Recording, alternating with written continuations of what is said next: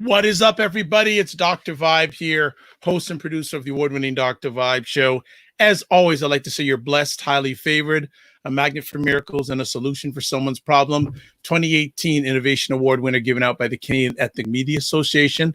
And one of the other things I do, I am the host and co-producer of monthly online conversations for fathers that are co-sponsored by Dad Central Canada's National Fatherhood Organization and Dove Men Care. We're broadcasting live on July 5th. I'm based here in Toronto, and Toronto is going under some serious heat. It's at least 30 to 32 degrees Celsius today, and there's no little humidity. It's supposed to go up, up, up, up during the week, but who cares? It's better than that snow. We're here with another epic conversation called Black Canada Talking. And Black Canada Talking is a live online event where we give Black Canadians an opportunity to give their takes and POVs on stories that are of importance to them. And very blessed and highly favored to have three wonderful people today. Two of them I know. One, I don't think I've been on live. I don't think they've been on the Dr. Vibe show. Well, has been a while. Another lady, she might as well just start taking her seat beside me digitally because people wander on all the time. And then we have someone brand new. So first up, let's talk about Elle Jones. Elle Jones is a spoken word poet, an educator, journalist, and community activist living in African Nova Scotia. I could go on for 10 minutes, but I'm just going to stop there and say, hello, Elle. How we doing today? I'm good. And thank you for having me again. And thank you for all you do to get our voices out there. My pleasure. How have you been since we saw you a week ago? Every time you see me, I'm getting tighter and tighter. My voice is getting more hoarse from all the screaming in the streets. But it's good. It's a lot of work building these movements and trying to get us forward. But we keep pushing. Excellent. Well, as always, great to have you back. Next friend, Louis Marsh, and wow, I think I've known this gentleman at least 20 years. At least. And as I was saying on my Facebook Live promoting this epic conversation today, there's many a time we're at events together and give Louis a drive home, and we have some of the most insightful and deep conversations about our people on the drive home. And Louis is the founder of the Zero Gun Violence Movement, a collaboration of over 40 different community organizations, agencies, and programs across the city of Toronto, committed to addressing structural and social economic conditions that contribute to the gun violence problem. And again, I could go another 10 minutes with him, but because of COVID, I was able to get him on today. So Louis, a pleasure, and thank you for taking time. How are we doing today? Still standing, still fighting, and a pleasure to be here to have a discussion about this interesting topic. Good stuff. And finally, the true talking all the time. Time for the forum, to speak about it. Sorry about that. Time for the forum to air this out, Excellent. And the true newbie today, Jacqueline Beckles, is a mother to a son and lawyer with 17 years of experience, principally in criminal law, currently working for the federal government in Ottawa. So Ms. Beckles, how are we today? Hi, thanks for having me, Dr. Vibe. I am blessed and highly favored today. Thank you for having me. My pleasure. Well, folks, you are in for a real treat because you're going to get some serious thought process and serious commentary today. If you have any comments, whether you're watching this live on Facebook or live on YouTube, please share your comments and thoughts. We'll be monitoring them in real time. BIA Media is keeping a watch on all things in the background. So let's get it on today. Our conversation topic is the impact of the Devonte Miller judgment, especially on Black youth, policing in Canada, and the Canadian criminal justice system. Now, I know most Canadians, well, not some. I'm making an assumption, so I don't like to make assumptions. Devonte Miller case. Let's do a little bit of background, and we're going to get right to it. In the early morning hours of December 28, 2016, Devonte Miller, who was 19 years old at the time, was walking with his friends near Thixon Road and William Stevenson Drive, which is east of where I live here in Toronto, when he passed by two white men standing inside a garage. Now, long story short, there was an altercation, there was accusations, and that led to some very serious damage done to Devonte Miller's eye. His eye was so badly damaged by a pipe beating, and I'm going to say that, a pipe beating. He had to get his eye replaced. Now, the trial verdict came out about a little over 2 weeks ago, and the two brothers that were accused, the older brother, who was a police officer, was accused, he was charged with assault, found him guilty on a lesser charge, and his younger brother was innocent. This has caused a lot of outrage in Black Canada. So this is why today we're having this epic conversation. I want to start out with Elle. When you first heard the verdict, what was your response? So we were actually at a rally at the time. We were at a march for Ijaz Chowdhury, who's yet another person killed by the police. And so as we were rallying outside our own city hall, doing this march, which was then going to lead into a session where we were getting community demands around policing, that was when we also got the verdict. So we were like reading the verdict over the mic to people standing there in this other event. So there was quite a lot of emotion on the hearing.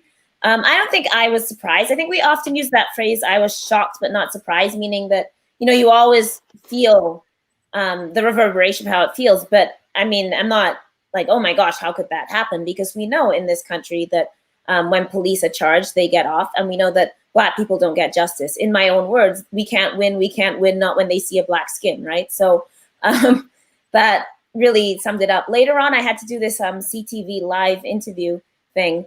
And I'm normally very composed in public. I try to be. I think that white people often want to see Black emotions in this particular way so that they can both, make a spectacle and then dehumanize us, right? There's always this thing in the news where they want to be like, how do you feel? And then you're supposed to reveal your feelings to the world or something. And I dispute that. I don't like to do that. I like to speak critically rather than emotionally on the news. But I got so angry as I was speaking about this and speaking about white supremacy in Canada. Another term I'm usually quite careful using on the news, just because then every stupid idiot with a phone is going to call in and yell at you about, it's not the KKK. But as I was building through this interview and getting more and more angry, even as I was talking about this lack of justice, and sort of talking about, this is why we burn police stations down, right? Like, you guys don't want us out in the streets burning things down. But then when we take things into the court, this is what happens. So then don't complain when Black people find our own kind of justice, right? And let's not also forget that DeFonte himself was initially charged. He was the one facing charges. Anyway, I started crying with anger, which made me mad at myself because I don't really like to give people that were into it. But in that moment, just having been out in the hot sun all day, we'd been at an intersection blocking it.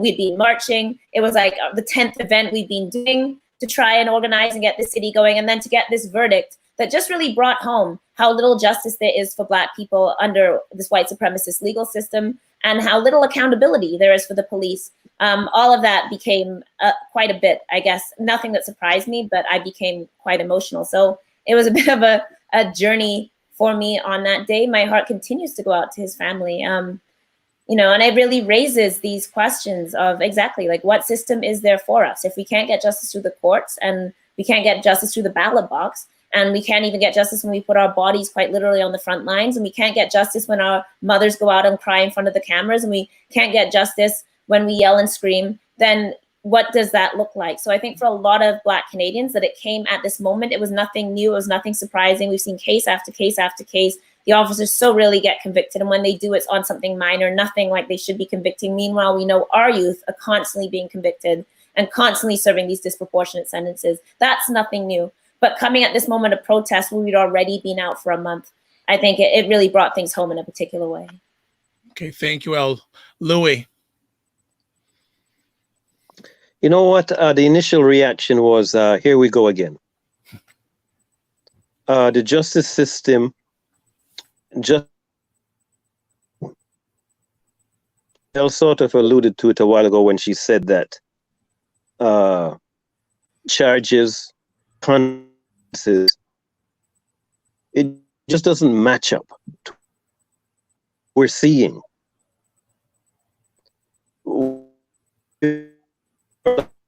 Justice system that is responsible for a balanced and equitable distribution of justice, not the color of your skin, but by the evidence and facts. So when we see the evidence and facts in front of us, right, and then the justice decides to take 4.5 hours of my time to talk about the the very detail of the law, the justice system, and what it's supposed to be doing and how it responds to it, and then comes out with a verdict that does not match with any reasonable person, black or white, there's no way you can justify that decision. And then there's a lot of things that were not said. The obstruction of justice, the reduction of the charge itself, right? Who does this justice system serve? How can you build faith and trust in this system that scoops up our young people? Look, there's so much entry points for black youth into this justice system, and there's little exit points. For white people, other people, there's limited access points, but multiple exit points. So our youth are being scooped up, literally scooped up and thrown into this justice system. And then we have somebody sitting down behind a bench that's going to decide the fate of these young people based on not facts, but their interpretation of the law. And their interpretation of the law and the meting out of this justice is based on bias and prejudice at that level.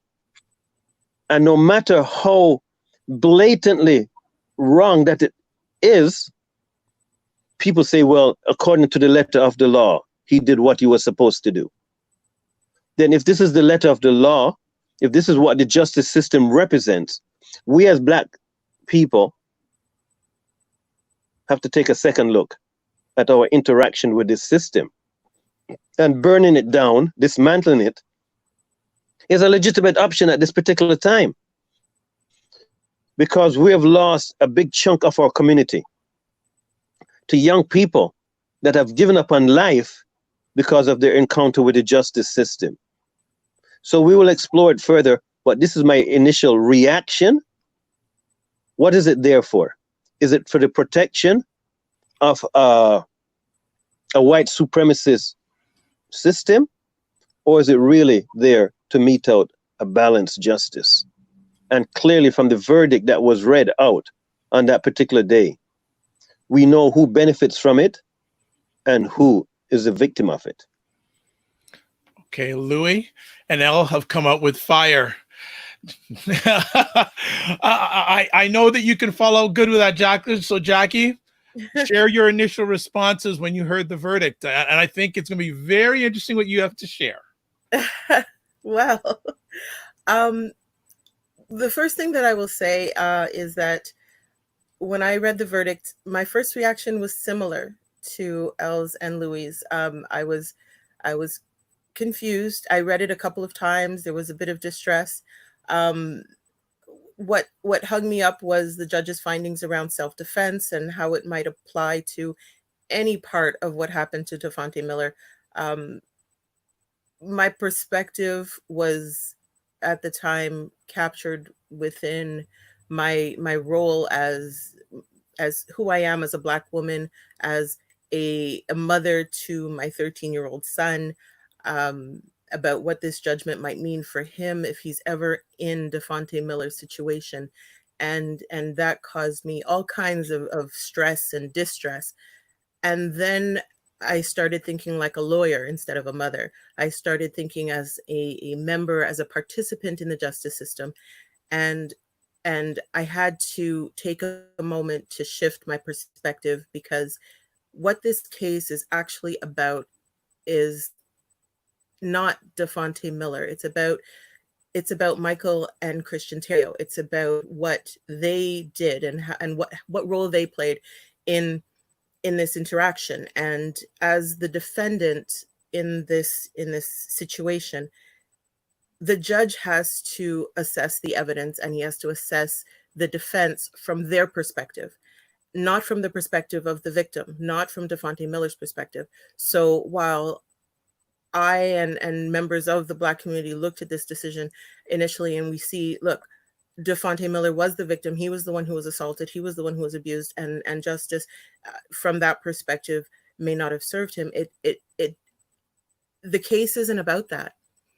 the case and the justice system is about the defendant, and it is about the judge having to assess the evidence from his perspective. And it doesn't mean that the victim doesn't have a voice, and it doesn't mean that he doesn't get to tell his story and have it listened to and have it assessed. But what it does mean is that the judge's job is to hear the evidence and decide whether what happened from the perspective of the Theriault brothers was defensible, and whether they were in fear for their safety, and whether their actions and reactions in the face of that fear was reasonable in the circumstances. And it's that shift of perspective that the judge has to do, and that I had to do when I was reading the case. And if you look at things from the perspective of the defendant, and Black people are more often than not the role in the role of the defendant, not of the victim, you start to shift your perspective and see, okay, how would I in that position, how might I have felt? How might I have reacted? And that helped me understand why the judge ruled the way he did. All right, no problem. Elle and Louis, after that, what do you have to say? So one of the first cases I worked as an advocate was the case of a young Black man, Aiden Cromwell. So he was 18 years old. Him and his girlfriend were walking home, and they were having a bit of an argument. And a white man who was 250 pounds, outweighed him by over 130 pounds, who had been drinking all day, and his friend was trying to get him out of the home because he was being so aggressive, began following them, screaming at them, and following down the street. And Aiden said, get away from me, get away from me. First he said, mind your business, and he says, get away. And the guy keeps following them. He's with his girlfriend, so he's also trying to protect her, so they can't run, she can't run. And eventually he takes a knife out of his backpack. The guy runs towards him and says, what you got for me, punk, or something like that. And Aiden stabs him once, and it catches him in the heart, and he dies. And he was convicted of murder. And that was one of the first cases I worked. And this was happening at the same time as Trayvon Martin. And at the time, we all recognized that this was a very similar situation, but reverse. And so had it been two white teens and a 250-pound Black man, I think we all know that self-defense would have been on the table. But because it was two Black teens and a 250-pound white man, Aiden was convicted of murder. And the thing that was really interesting in that case is they actually completely erased the presence of his girlfriend, because to do so would inconvenience this narrative around an aggressive Black man. So the reason why I raised that is because we know that when we talk about reasonability and reasonable doubt and what is reasonable in these situations, the lens of race very much alters that. So what can be, the Theriault brothers get the benefit of credibility, and they get the benefit of being believed. So even though they assert things that aren't actually necessarily fact, it's just their story, right? Like it's from their point of view. So they say he was stealing. So they say, for example, he was in the car stealing change, and then they jumped out, but the doors of the car are closed, which doesn't make a lot of sense, because if you're bailing out, you leave the doors open. So there's like inconsistencies, which the judge points out, like how unbelievable most of what they say is. Yet there's still a belief that as they're chasing this man, they say he punched him first, and the judge really accepts that in their narrative, that allows self-defense. And I would just say that while that may be reasonable in this case, we all know that that kind of reasonability is never applied to the actions of Black people in similar cases. So Aiden does not get to be reasonable when after a man stalks him, follows him, yells at him, threatens him. When he stabs, he is never reasonable. That is always an aggressive act. But when the Theriault brothers pursue, chase, have a pipe, which like there's no place where Dafonte could have got this pipe, all of that can be under this idea of, well, there was self-defense. So this notion that, well, self-defense is engaged because Dafonte punched, right? Which there's no proof of. Again, it's not on video. So it's not necessarily that the judge's ruling is wrong in its substance. It's that we know that that substance never, ever, ever goes our way. I've sat through so many cases in our courtrooms in Nova Scotia. I do a lot of advocacy on cases. So I'm a community advocate in this stuff. I'm not a lawyer, right? I'm doing the courtroom support. And we do all kinds of work, like I have to buy them clothes, and I literally have discussions with them around like these are Black men accused of gun crimes or murders and stuff. And, I'll be like, well, you can't wear a red shirt because that will make you look like, a gangster. And you can't wear all black. That's also gangster. Purple will make you look like a pimp, We usually settle on light blue or navy blue or something with stripes, because we literally understand that as these men are walking into the courtroom, and these are jury trials usually, not judge only, that, you know, this is all going to impact how they're seen, and their guilt is written on them from the beginning because they have a black skin. And I've seen case after case where there's no evidence. The Crown is not presenting evidence. One case, the Randy Riley case, there was in fact a confession from the stand where somebody else confessed to it, yet he still got convicted. So this is why it's very difficult to have faith in this notion that justice is reasonable. That we can both understand that, yes, you know, the judge has to rule the way he rules, but that must never seems to come into play once a black man is in that courtroom. Even, you know, I think that what I understand is that we never receive that benefit of the doubt. We are never seen to be reasonable in our actions. We're only just now getting rulings that say like, hey, running from the police if you're black is like actually not unreasonable because the cops are terrorists, right? But we only just got that in a ruling in like, what, like Nakatsuru's rulings around like R versus Jackson and like this Lee ruling and stuff, you know, but that's only very recently we're even getting that in the courtroom. So again, this just raises the question of, is there ever a way, in the much the same way as women have talked about, can sexual assault ever really find justice in the courtroom, right? That because of the way rape happens, or it's between two people, and it's his word versus her word, you know, can we ever really get into a courtroom and find justice? Because there's no real way to do that. And I think we may be having the same conversation about rapes, that can there ever, in the context where we are black, and the people in power are largely white, and the juries are white, and the judges are white, and the Crown is white, and the defense is white, and, you know, the system is white, even going by their rules, is that the place for us to find justice, or is it something else? Well, to respond to that, I think what you've indicated, especially when you raise R versus Jackson and Justice Nakatsuru's rulings and the recent shift, I think you're right. I think there is a shift, and more we are seeing an awareness in the courts and with the advocates about what can be raised. We're starting to raise in cases that the reality of Black people in Canada is as relevant when they're dealing with the justice system as, for example, Gladue principles and the things that we will look at for Indigenous offenders. So you are certainly seeing a shift towards an acceptance of our reality, and it started with the RDS case, and it's a slow change. I mean, quite frankly, the court system, the justice system is very slow to evolve because it requires the lower court's rulings, and then these go to appeal, and then ultimately the Supreme Court gets to pronounce on certain things. But the things that they will even entertain they have to have national importance, and they have to be vetted, and all of the rest of those criteria that we within the justice system we're working with. So yeah, it is a slow progression. I completely accept that. But what I'm saying is that there is a progression, there is a consideration. And when I read Justice DeLuca's decision, he clearly enunciates that the current climate around race makes this case a very important case. And, you know, people might be upset about how long he took with a 4-hour judgment. And that to me was exceptionally smart, because what he needed to do is address a number of different factors and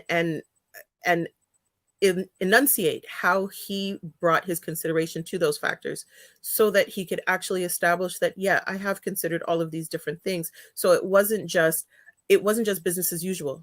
It was actually a really considered decision in light of the circumstances and the situation, because there was, to me, a recognition there that, yeah, this is not on board anymore. We're not on board with this kind of behavior anymore, and we really need to address this in light of the laws that we currently have that the judge has to enforce and has to use in order to make his decisions. So I think we are seeing a shift, but we do need to be somewhat patient, because there is a saying that the law is an ass. It does take time. Okay, Louis, before we get you back in, just some comments on Charmaine was saying after Louis' opening remarks, that was passionate. Well, that's Louis. He is passionate. And Robin is saying, yes, the same thing with Black federal government employees were accused of being aggressive, whereas white employees never are. Louis, can you just add to what's been shared over the last few minutes, and then maybe carry on? What effects are you seeing the Canadian justice, or some people say injustice system, having on our Black youth? I think it's important to recognize that what we saw here, there's nothing new. The only thing that was different about this is that it was covered widely by the media. This has been going on for years and years. I've been working in the community with young kids for a long time, 40 years plus. And police brutality, racism, structural racism in these systems has always been a major concern for us. Even though the justice made it clear that if this was reversed, the situation would have been different. We have Devontae, who is handcuffed with one eye damaged, all the bruises, no bruises on the two assailants. And they claim that they were assaulted and they were acting in self-defense. There were no defensive wounds on them. But the charges was against Devontae. And not only that, he was put in handcuffs. And this didn't come to light until 2 months later, when the SIU was contacted by Devontae's lawyer. Mm-hmm. The wheels of justice are turning in a direction that we as reasonable people and a reasonable public are fed up with. And that's why you're going to see protests continuing. Because no matter which side of the fence you are on, and you look at this, you know that injustice was the order of the day. For the young people, trusting the policing system, trusting the justice system, trusting the correction system is way out of reach for them. Because whenever they have an encounter, they realize the discrepancy and the injustice in how it is meted out.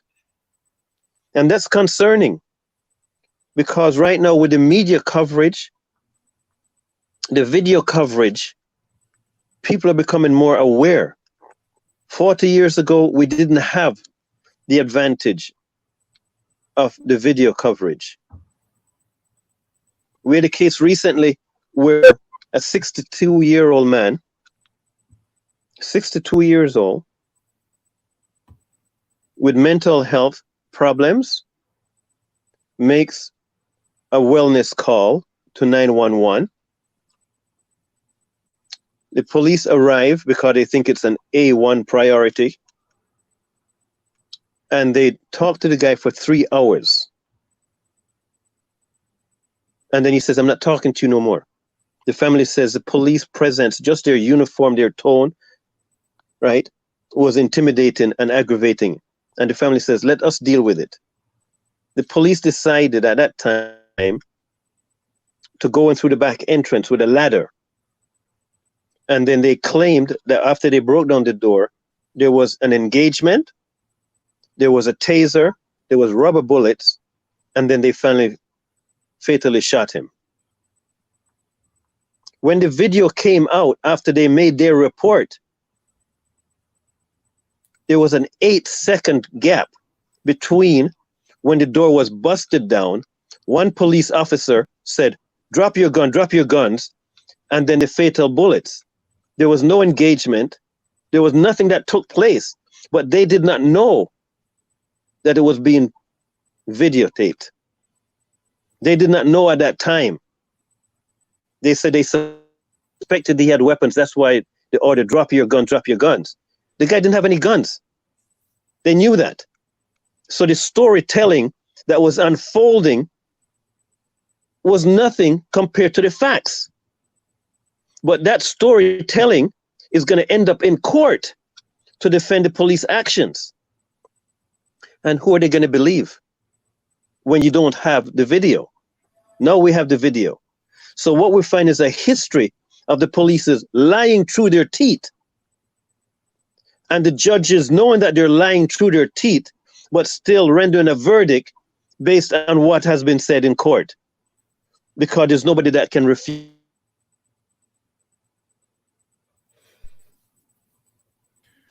if you cannot trust the system to hold them accountable for lying through their teeth, you think our young people on the street are going to have any respect for them? We're not going to have any respect. Why would we?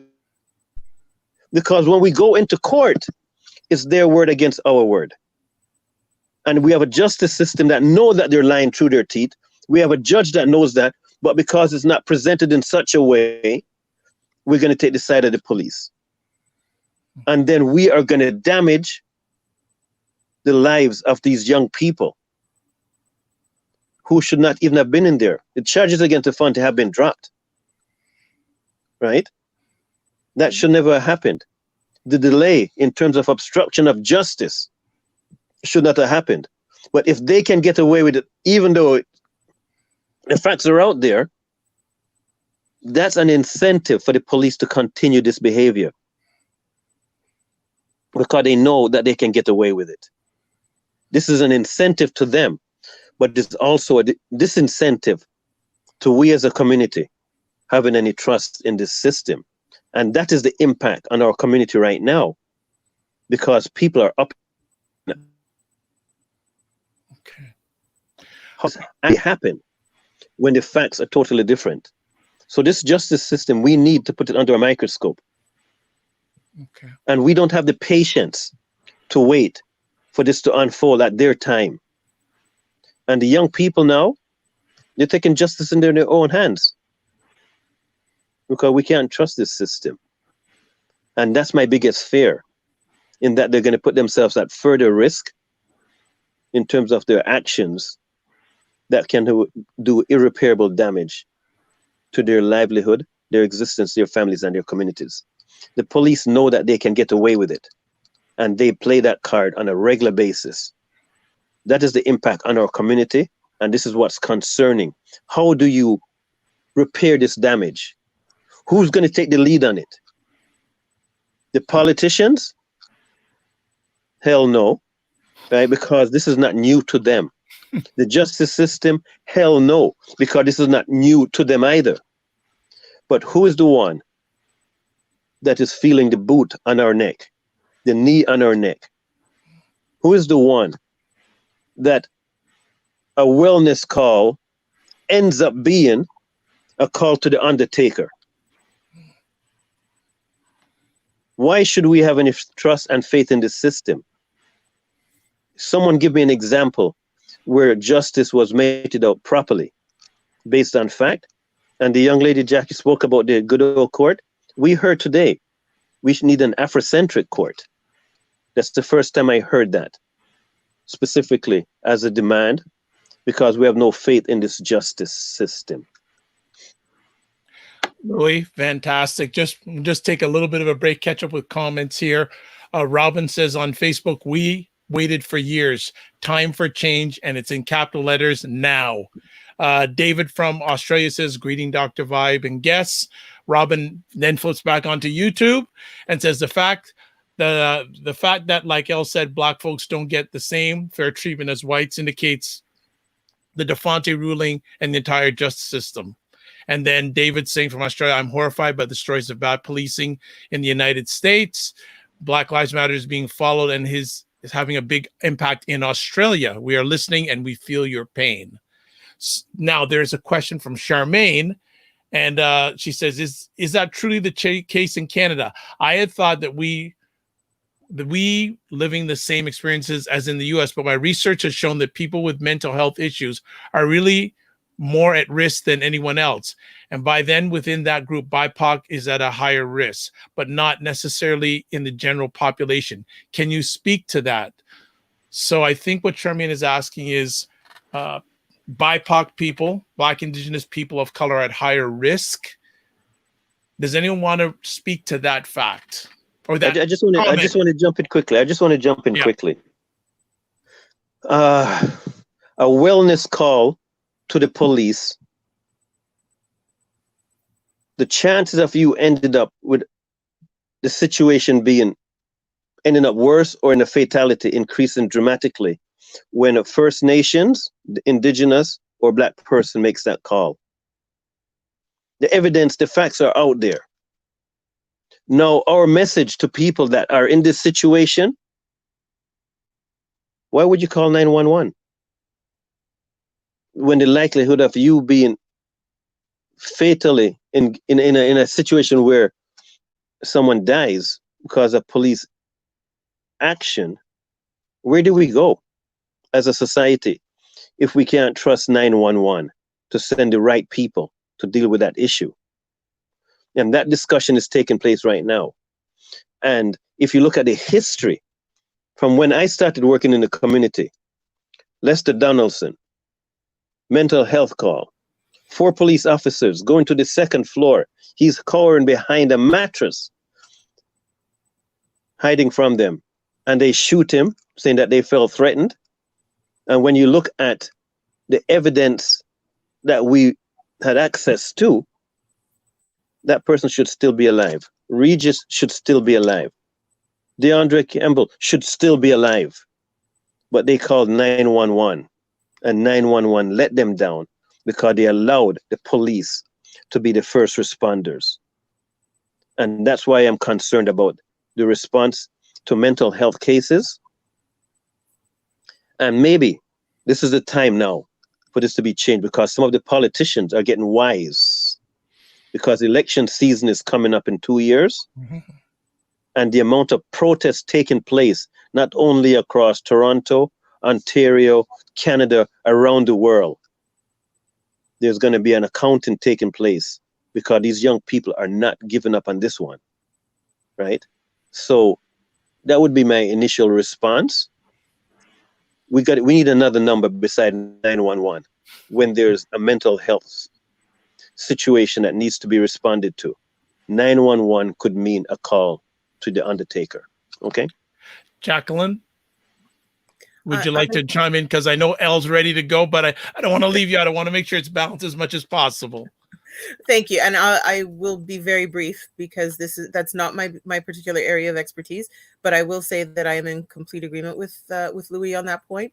I think there does have to be another number that we can contact when people are going through mental health crises, because the police are just not well equipped to deal with that situation, and their trained response is one of dealing with an urgent, whether it's criminal or other situation, but mental health does not appear to be well suited to their to what they're there for. They're there for policing and security, but they are not mental health professionals, and I don't think we should continue to expect them to be dealing with those situations. Clearly, in our community, it escalates beyond all reason.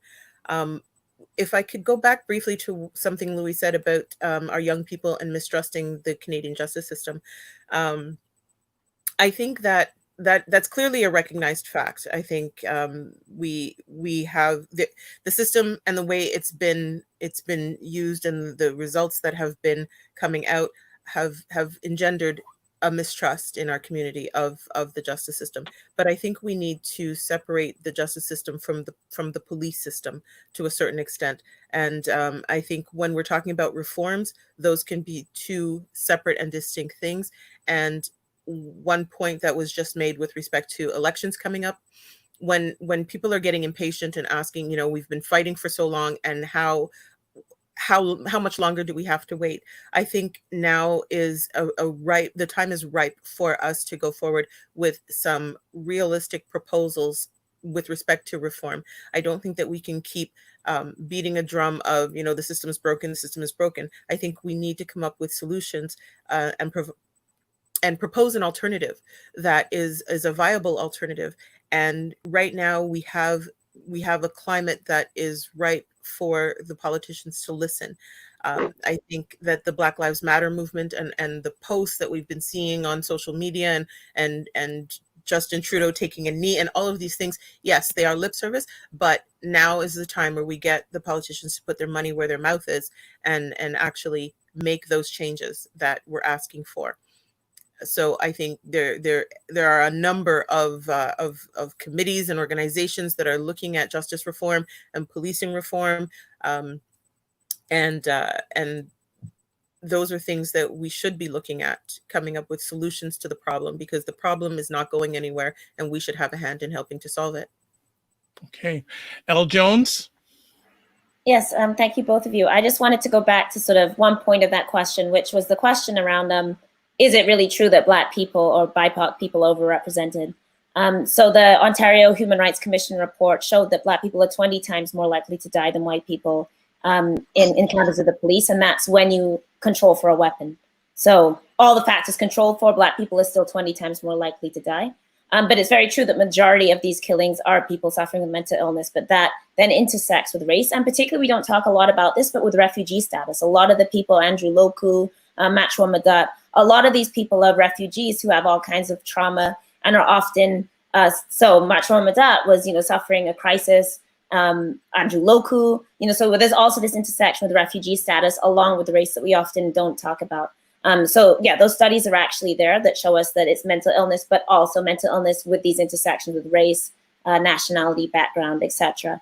I wanted to also say that this is challenging. So just as Jackie talked about this challenges you have as a Black woman and then as a lawyer, and wearing those two positions. I'm a lifelong abolitionist. Like I say that quite literally. I've been a prison abolitionist since I was 13 years old, and I read Ballad of Reading Jail and understood the prison system as an injustice. But so these things are challenging because as a prison abolitionist, I don't believe that prison is the solution. So I don't want to engage in the discourse of everything would be just if just we put cops in jail, because I don't believe in jails. So, what do we do with that conundrum? So we want justice, but same thing as a feminist, it can be very difficult because obviously, rapists shouldn't get away with raping people, like only 1% of rapes end in a conviction, but I still don't believe that prisons are going to solve sexual violence. So it becomes very complicated. I work with dangerous sex offenders, for example. So I'm not just a naive abolitionist. It's like, oh, abolish the prison. I work with people that are serial rapists that have committed this harm. And you have to think through those positions when you don't believe in the prison. There's some people that I nonetheless believe should be in prison, right? You're like, I don't want that person. Like I have trouble with that person. This person that I've worked with, I'm pretty sure that they're not safe. So we have to deal with those complexities. But I think that's what makes these conversations difficult. I don't believe that justice would simply be putting more people in prison. So if only all the white people committed crimes went to prison, then that would be equitable. We want Black people out of prisons. But it's a very difficult conversation because, of course, we haven't built the structures. So I used to believe in wellness courts and stuff, but here, I don't know. I mean, Black people don't even have access to them. They won't keep those stats because it's Canada. So, we don't keep any race-based stats. But my experience of the mental health court is they very narrowly, for example, define what offenses are allowed. So, for example, there can't be a violent offense, but so you have somebody who's, got a knife and waving it around because they're having a break with reality, and then they're not eligible for mental health court because it was violent and it was an assault, but they are mentally ill. So I find those courts problematic. And the other thing I worry about with them is if they build it, we will come, right? We know that for prisons, that we are told that prisons are built because there's overcrowding. So then we need to build more prisons. And that's not the case. There's statistical studies that show what happens is they build prisons and then they find people to fill them. And a good example in Canada is when we had Kingston Prison for Women, only one federal prison for women. There were only ever about 40 federally incarcerated women. And when we moved to the regional prisons, we now have over 500 federally incarcerated women, 42% of whom are Indigenous, and the highest rising percentage of which are Black women. Most of them who are disabled and women facing mental illness and women living in poverty, right? Women aren't largely convicted of violent crimes, it's crimes of poverty. Because when they built 6 prisons, the 5 regional prisons and the Healing Lodge, they found people to fill them. So we know that if we have a Black court, they will find Black people to be in that court, right?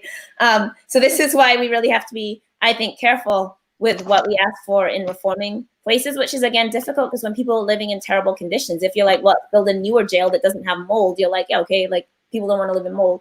But then it's bigger and then they find more people to fill those beds. So part of the danger in these kind of moments is to think about what does a reform actually do. Michael Jackson, the prison lawyer, not the singer, it's a very famous prison lawyer in Canada. He talks to us about how reform is part of the life cycle of an institution. So in fact, institutions kind of are supposed to go into crisis and then you reform them and that actually extends the length of the institution. So that can be policing, for example. So the police are in crisis right now. A lot of people are recognizing that, calling for defunding the RCMP. And the RCMP have killed 9 people in the last 3 months, right? Winnipeg police killed 3 Indigenous people within 10 days. So people are seeing this and calling for defunding and disarming.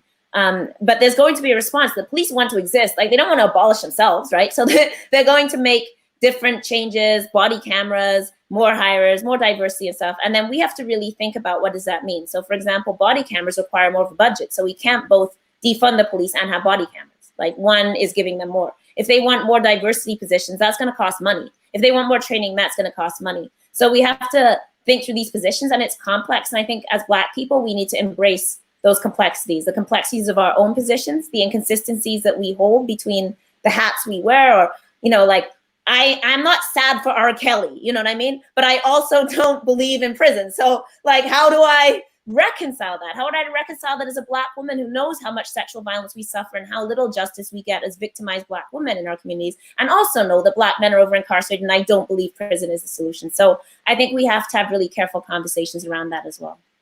Okay, and we're running out of time fast, but I'm going to just give all three panelists a break. Louis, I'm going to come back with you, but I'll give you a little bit of break. I'm going to catch up on some of the comments here. Nicole has a long set of comments. I'm going to get through most of them quite quickly. She says, however, we must start deeper. The next health system is set up for wellness. She says also, we must recognize that the mental health system is not properly set up for full recovery, especially within our community. We must look at the limitations of Meetai Health Systems puts on families and medical teams. David from Australia says, wellness calls here in Australia go to CAT, crisis assessment and assessment teams, then to our community police if it escalates. Our police are trained to de-escalate first. Nicole says, we must also support families and equip them for when their families go into crisis. William, you've got a long I'm not going to go through all of it because it's really long, and just because of time. Robin says, how about creating a public database of judges' decisions showing how you decide differently for Black and Indigenous versus non-Black and non-Indigenous defendants? What do you have to say about that? Creating a public database in regards to that. Louis, what were your thoughts on that? I think it's clear that reform has to take place. The justice system is the final arbiter. And if we can't trust the justice system to do this properly, then what is its purpose? Especially when it comes to us as Black people, as minorities, as Indigenous people. It took some time to get the good old courts for First Nations people. Cornel West said 2-3 weeks ago, it's clear that the system cannot fix itself from within. The decision made by that justice sends many signals. We know it's bad, we know it's wrong, we know it's not working, but that's what we have. He's sending a signal to those two people that were responsible for the brutal assault on the Fonte, that it's okay. You can get away with it as long as you code it a certain way. That's a signal. And I'm sure those two people are being celebrated in a policing culture that is used to doing this. To we as Black people, it further creates that divide. So they have to come clean. There has to be accountability, there has to be documentation, and there has to be leadership. And tough on crime is guaranteed for re-election. That whole approach. And I don't see any politician that is going to push for this, because it's going to seem as though the criminals are running society. My concern is that this decision is not a one-off. This decision is the norm. I'd like to see cases where we were surprised that the judge made this decision from a Black community perspective. And I'm not seeing it. We're not seeing it. So this system is set up to defend the interests of certain people at the expense of others. but because of their impact on these kids' lives, on the young people's lives, their future, their careers, their aspirations, we are doing society a disservice if we continue to wait for this to fix itself. Fundamental change is needed, and it's needed now. And I'm just happy to see the young people going to the streets and demanding police brutality, policing, and ultimately the justice system needs to be reformed. And I would end by saying, these young people that I'm seeing and talking to, they are walking today. Tomorrow they will be voting. And this will be their chance to make their voices heard. This is not going away. Walking today, voting tomorrow. So we need to get this all out so that when they vote, and they will vote, that we have a list of who has demonstrated a willingness to make the changes necessary so that we as a society can benefit, not only for some, but for all. Okay. Jackie, you wanted to add something. I did, and it was a point that that Louis made with respect to this case in particular. I just want to make sure that everybody is clear. This case is not over. The judge rendered his decision on the 26th of June. There are 30 days under the law to appeal, and that's whether the Crown is choosing to appeal or the defense is choosing to appeal. So the Crown has the right to appeal against the conviction or against the acquittals, sorry, and the defense has the right to appeal against the convictions. And the judge hasn't sentenced Mr. Michael Terrio yet. So we still have to see what exactly the sentence is going to be. And you know, we simply don't know what that's going to be. But if we look at case law, I understand that there's an outcry that he wasn't convicted with aggravated assault. He was just convicted of simple assault, and the sentences are different. For aggravated assault, the maximum penalty is 15 years in jail, 14 years in jail, versus simple assault, where the maximum penalty is 5 years in jail. Given Mr. Terrio's history, given his role, given his background, the judge has to look at the circumstances of the offense, the circumstances of the offender. So even if he had been convicted of an aggravated assault, it would be unlikely that he would be sentenced to anything more than 5 years. So the end result that we see might actually be the same, whether he was convicted of aggravated assault or the current conviction of assault. So I just wanted to raise that this case is not done. We have not finished with it. Elle, anything you're wanting to add? And before we go any further, if our panelists could say just a few extra moments, because there's another conversation topic I'd like you to address. So Elle, go ahead. I don't have anything to add to that. We can move on to the next topic. Okay, No. can I just say one small thing? Sorry. Yes, please. When my friend, the justice, was going through his 4.5 hour thing, he suggested that the Crown's case was very weak. He suggested that. So this justice system where it's the Crown that's defending your interests or presenting it, even the Crown seemed to be weak in their case. If it had been approached from a different perspective, the outcome could have been different. And that disturbs me, in that if you can't trust the Crown, you can't trust the justice, right, to be fair and vigilant in carrying out the letter of the law. If that's biased and prejudiced based on the color of a person's skin, we got a major problem here. And that's an understatement. I'm not sure that I agree that the judge felt that the Crown's case was weak. I don't think that that's what he said in his judgment. But what the judge did say is, had they been charged with assault with a weapon, he would have convicted of assault with a weapon as opposed to simple assault, and that wasn't available to him. Okay, that's for the clarification. No problem. I can't speak to, and I see that Robin Brown has asked why that wasn't one of the charges, and prosecutors are given discretion as to what they charge. It's not only the police who the police lay the charges, they're the informant, but it is the prosecutors also have some say in what the charge is before the courts.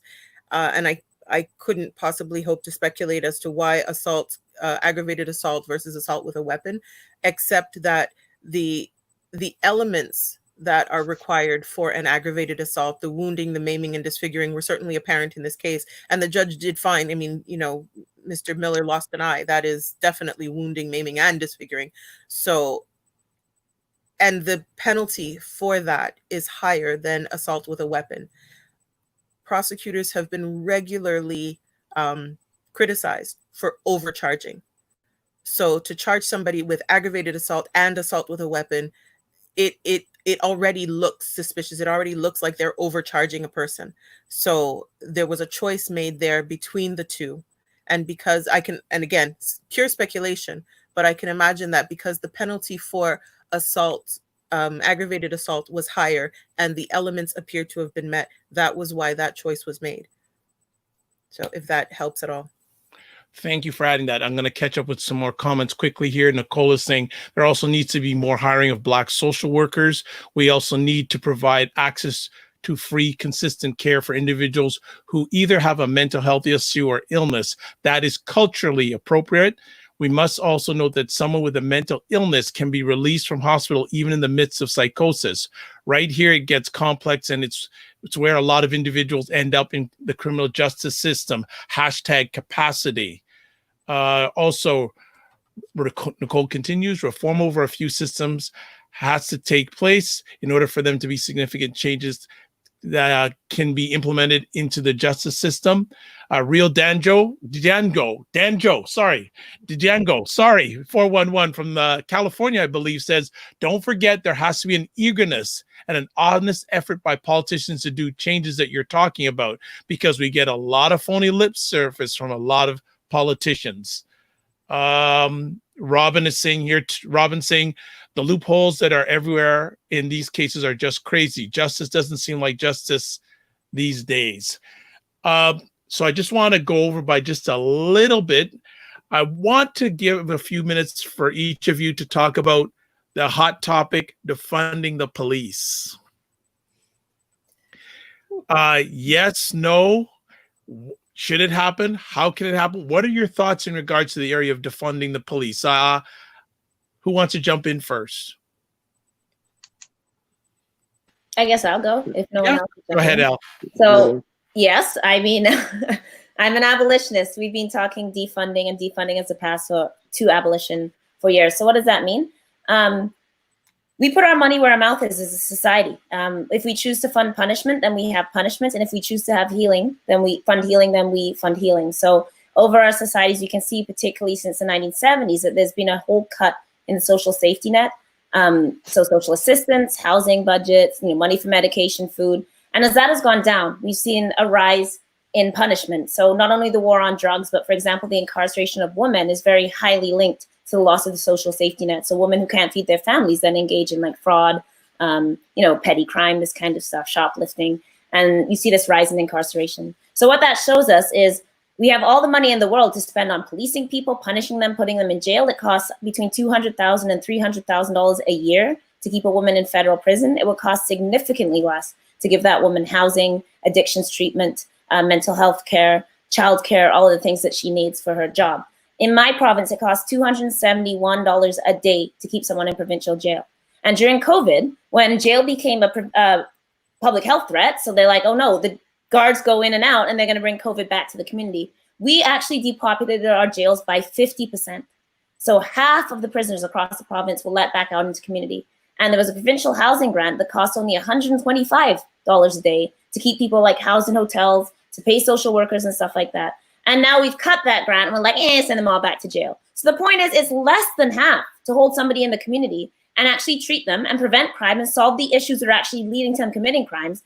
And it's double that to keep them in a jail where they have no mental health programming, they have no education, no job training, they just sit there all day. And like they're waiting for trial. And like 2/3 of the people in our prison, in our provincial jail, are on remand. They're not even convicted of anything. So when you begin to think this way, you begin to see how ridiculous that is. People often say that, you know, believing in abolition is, you know, ponies and fairy dust, right? Like, oh, you're ridiculous. Like, what would he do without prisons? Because what people imagine is that we're talking about having the exact same society we have now, just with no controls. So the police control us. And so if there weren't police, we'd just all be robbing each other's houses. But that's not what abolition talks about. Abolition understands that we can actually do these things as a community. In the Andrew Loku case, who's the Black man who was shot by the police within 21 seconds, his neighbor said he was headed towards my apartment and I was always able to calm him down. He would have these episodes and I could calm him down. So we know that as people, we can do that de-escalation work. We can be trained to do that. What if everybody in our building was trained in crisis intervention and we were actually intervening with each other and not having to call the police? And I do want to also flag that social workers have a long history of violence against Black people, right? So we have to be careful in talking about social workers because they take our babies off our breasts. Like a huge amount of kids in the child welfare system are Black kids who were taken away, not for abuse, but for like poverty and neglect, right? Which just means they don't like Black homes and they like come through and look in your cupboards and decide you don't have good food and take your kid away. So I think we have to be careful about relying on the social services system. But the point here, and I'll keep it shorter because I can go on about this for like a whole other 6 hours, is that we can fund the things that actually prevent crime. Getting people mental health treatment prevents crime. Treating addictions definitely prevents crime. So much crime is tied to addiction. Housing prevents crime. When people can pay their bills, most people aren't choosing between, I know I could be a doctor, I could be running these streets selling drugs, I'll just run the streets and sell drugs. People are doing those things because they have no other way to support their families. They have no education. They don't have any options, and they're being caught up into these systems, right? And again, I work with a lot of these guys that have been in gangs that are shooting, and they're not evil people. They're people caught up by circumstances. So we need to solve those circumstances, and we can do that. And that doesn't mean that there'd never be any consequences. Obviously, we all understand that Paul Bernardo would not be running around our streets. Paul Bernardo needs to be somewhere where Paul Bernardo is not harming people, right? But that doesn't have to look like a mass incarceration system like we have now. We should not be incarcerating people, certainly for non-violent crimes, but even people that have committed violent crimes. Is what we are doing now actually solving that? Is it healing our communities? So why is the police budget in Toronto over $1 billion? When people can't even pay for their medication or cutting their pills in half or, you know, not taking vital medications. What kind of society is that? That is a sick society. And that's a society that does not value human life, let alone Black life. So when we talk about defunding the police, we talk about reprioritizing our society, reprioritizing our relationships, looking at community and looking at how we can actually help and heal each other and move away from punishment. Yeah, defunding the police. So in the last 6 years in Toronto, the city operating budget has increased 20%. It's gone from 11.5 billion to 13.5 billion. When you look at the line by line items, the police budget has increased, investment in community has decreased, crime rate generally has come down, except for gun violence has gone up. But crime across all the other areas has declined. How do you justify that? How do you justify? We had a situation recently where our premier said, I am from the old school. I believe in putting more boots on the ground. So what does he do? He takes $25 million out of after-school programming and gives it to the police to increase their budget even more. While the chief of police says that we cannot arrest ourselves out of this problem. We need to invest in communities. We have a mayor that has decided that he wants to spend, I think, $4 billion on building a luxury park in a luxury part of the city. $4 billion. But we cannot deal with the socioeconomic conditions, whether it's housing, poverty, employment, education. We cannot invest in these areas. Who needs another luxury park in the harborfront area when we've already got the harborfront area? So there's a lack of political will, a lack of political leadership. So when we talk about defunding police, it's not going to come from the political leaders that are currently sitting at City Hall or in the provincial chambers. There has to be ongoing demand from the public, a public outcry, because it's clear that investing in police does not decrease crime. The numbers are telling you that. We put extra money into policing last year summer. But as a matter of fact, the crime, gun violence increased even further, right? So we talk about impact dollars. We're not getting the impact from the dollars that we spend if our first envelope we're going to go to is policing at the neglect and exclusion of the areas where we know we have a problem. The safety net that we normally have has gaping holes in it because we are not spending the money wisely. So defunding the police, and as a matter of fact, we should be defunding some of the other institutions that anti-Black racism is rampant in. And I'm not going to list them here, but if someone said the justice system, I wouldn't shut them down. Jackie, any comments in regards to defunding police? No, Okay. sir. No problem. So as we wind it down, I'm going to ask you a question, and then if you're comfortable, provide your any contact information that the audience can reach out to you at. What is one thing that could improve the criminal justice system for Black Canadians, old and young? Jackie, you first. Education, legal information. If people are more informed, more educated about what their rights are, what the system looks like, then I think there will be less fear, less apprehension.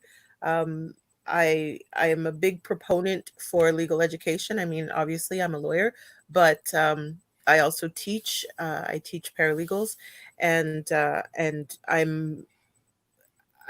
my role is really, and my role here today is one of providing information and demystifying a process, because I find that mistrust comes from not knowing. It comes from not understanding quite a bit. And where I can have a hand, where I can have a role in demystifying a process, clarifying a process, explaining a process, that is something that 100% I think should happen. I don't think laws need to be written in a way that people don't understand them and require lawyers. I think that a lot can be done just by putting the power in the hands of the people and informing them as to what is really going on. So they have the information, so they're forearmed, forewarned, and can use those tools to improve their situation. Yeah. Do you have any contact? Are you comfortable sharing any contact information with our audience? Yes, I'm certainly happy to give my email address. It's jackie.gibson@yahoo.com, and Jackie is spelled Jakki. Thank you so much for your contributions today.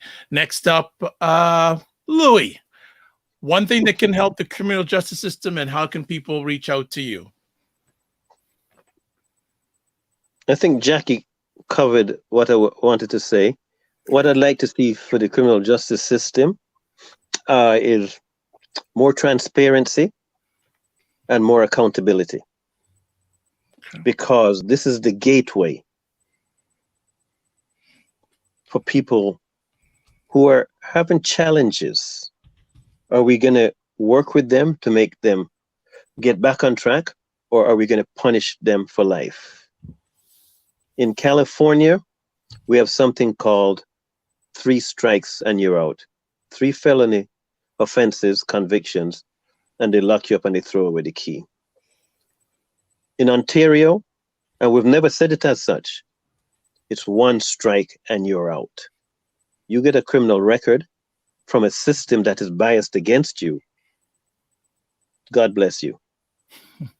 We can do better. We have the resources, we have the means, but we don't have the political will and leadership. So for me, transparency, accountability is critical in terms of this justice system that moves along at a pace and at a level that raises more questions than finding solutions. Excellent. Louis, how can people touch base with you? People can reach out. People can reach out to me through Zero Gun Violence Movement. The email address is simple: zerogunviolence.movement@gmail.com. We have a website, which is Zero Gun Violence Movement. And the best way to reach out to us is just go and check us out on YouTube, social media, and there's ways in which you can communicate to us through those social media platforms. Thank you, Louis. Elle, final comments? Well, I agree with everything Jackie said and also everything Louis said. I'll also add that as Black people, if we want solutions outside the justice system, we have to be prepared to build those things in our community, which means putting in our own work.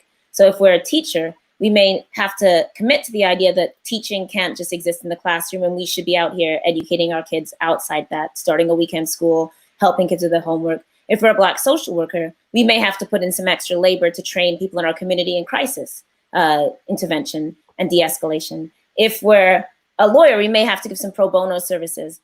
So all of us, and particularly those of us that are privileged with this education, if we want something different, we have to be prepared to put the work in to change it. Because we can't say we don't want people to be sentenced to prison. We want them in the community, but then there's no mental health place for them to go in the community, and there's no community care, and there's no family, and there's no place, so if we don't have those things, then we can't expect to have sentences that release our people. So I think we as a community also need to really think about our own position, what we can give, how we can reach the youth in our lives and bring them up and get them into an education system so we can have more people with the training we need, either inside school or outside school, because you don't have to be credentialed in this stuff, right? Our grandmothers also know how to do crisis intervention. They've been doing it in our families forever, right?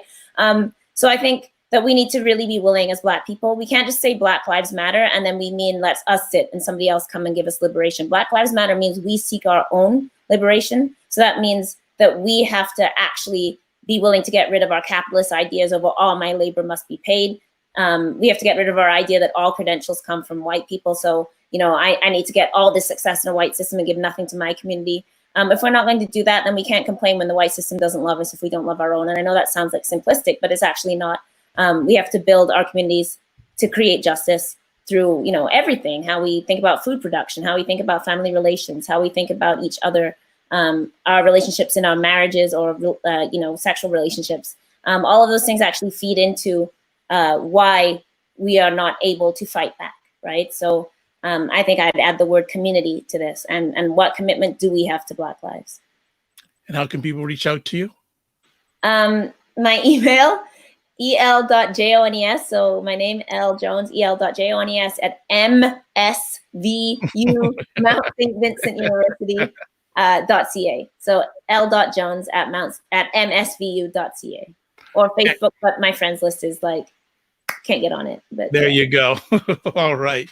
Well, I like to say that's a wrap. Thanks to the wonderful people that shared their thoughts, Jackie, Elle, and Louis. Thank you so much for taking time out of your positive, productive schedules. I'm just going to read a quick last few comments from people. Sophia saying, we need a database where police officers who have been charged of these crimes are listed for the public to see it, so it is transparent. And so when and if they are moved to other forces, everyone knows that officer has either been put on admin leave or suspended with or without pay. Scott says, yes, community empowerment to create the new ways. Charmaine says, thanks for all of you taking the time to present some different perspectives, much for us to consider. Robin, defunding the police is one step. They also need to increase corporate taxes by at least 2% and close corporate tax loopholes, which will massively increase the pie for social spending. He also adds, keep pushing hard to defund the police and not accepting, quote, it's complicated, so we have to go slow, unquote. and we'll get change. And then finally, real Danjo says, actually, our entire mindset of government needs to be changed, defunded, not just the police departments. Folks, I'd like to say everyone who watched live or is going to watch this on the replay, outstanding stuff, fantastic. And couldn't ask for one of these three, as I say, hit it out of the park. They were out of bounds today. So I am Dr. Vibe, host and producer of the award-winning Dr. Vibe show, the home of Epic Conversations. I'm the host of Epic Conversations, and you'll see a link scroll in the bottom here. So if you have any feedback to this conversation, please go to this link that you're seeing on the screen. You're only going to see it live, not on the replay, but I'll also post it on the replay on different platforms. Give us your thoughts, comments, opinions, subjects you'd like to have us host conversations with. We're here to do that. As I always like to say, if you want to reach out to me, the best place, my website, thedrvibeshow.com. We're doing our best to do these epic conversations every Sunday, 5 p.m. Eastern time. Give me suggestions, and we'll do the best to make it happen. So I end off with these three last things, or four. Live your life as a dream. If you can dream it, you can make it. Sometimes you have to get smaller to get stronger. Block assumptions and then aim bigger, aim better, aim higher, aim wider. And actually, one other thing, Robert S. Smith says, take advantage. Don't waste this crisis. I'd like to thank again our friends that came on, people in the audience, live or on the replay, and BIA Media for making this happen. God bless, peace to all, keep the faith, and as we say in Jamaica, walk good. Bye, everybody.